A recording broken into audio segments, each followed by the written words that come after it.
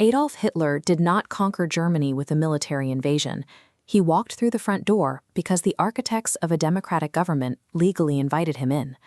To understand how a functioning republic legally dismantled itself, we must look at the conditions that make a society trade freedom for absolute order. The crisis begins in 1919.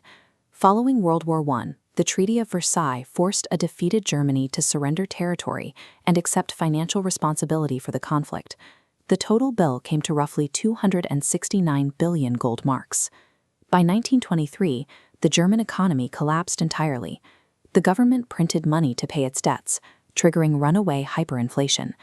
At its peak, the exchange rate hit 1 trillion marks for a single US dollar, meaning a basic loaf of bread cost millions. When people need wheelbarrows of cash just to buy groceries, faith in a new, fragile democratic system evaporates. The population felt humiliated by foreign powers and abandoned by their own leaders, creating an enormous political vacuum for anyone promising to restore order. Unable to accept military defeat on the battlefield, the German public embraced a psychological coping mechanism known as the stab-in-the-back myth. This conspiracy theory claimed the army never actually lost the war. Instead, it argued the military was betrayed from within by domestic politicians, socialists, and specifically the Jewish population. These prejudices were systematically amplified. Demagogues pointed to Jewish individuals sitting on boards of major banks, falsely framing them as the architects of ruin. It provided a tangible, physical target for a highly complex economic disaster.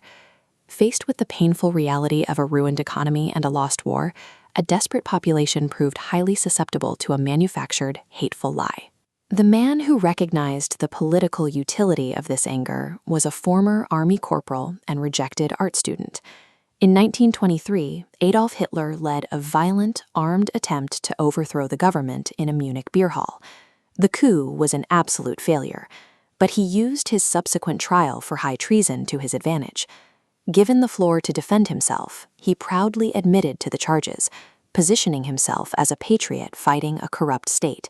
He successfully negotiated a minimum 5-year sentence and won a national audience in the process. During his brief time in prison, he realized that attacking the state head-on with violence was ineffective.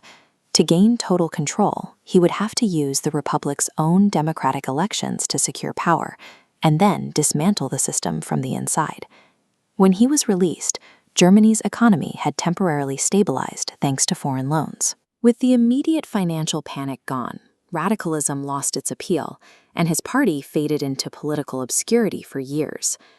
Then came the crash of 1929. The United States instantly withdrew its capital investments from Germany, bankrupting local businesses, sending unemployment soaring back into chaos. Extremists rely entirely on instability. Economic terror creates an environment where voters are far more willing to gamble on radical promises. Hitler approached his public speeches like theatrical performances. He would stand at the podium in complete silence for minutes at a time, deliberately building tension in the room before speaking a single word. He started softly, lamenting the loss of national pride, before gradually escalating his volume and utilizing intensely rehearsed physical gestures. He ignored factual policy debates, focusing exclusively on manipulating the crowd's anger and despair. This chart shows the results.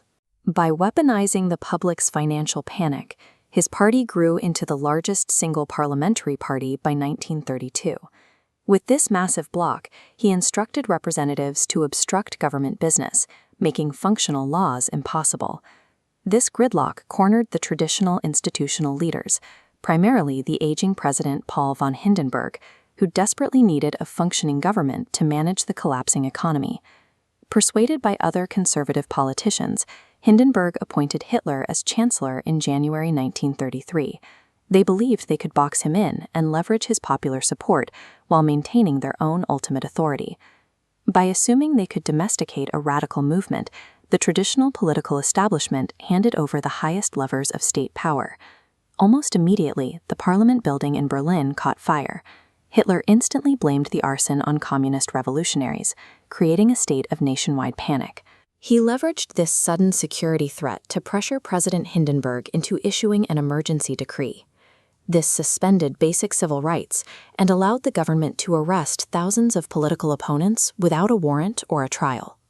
With his political opposition either jailed or intimidated, he pushed the Enabling Act through the remaining parliament. This law officially transferred the legislative power away from the elected body and directly to the chancellor's office. Following the execution of internal rivals and the natural death of President Hindenburg in 1934, Hitler simply dissolved the presidency.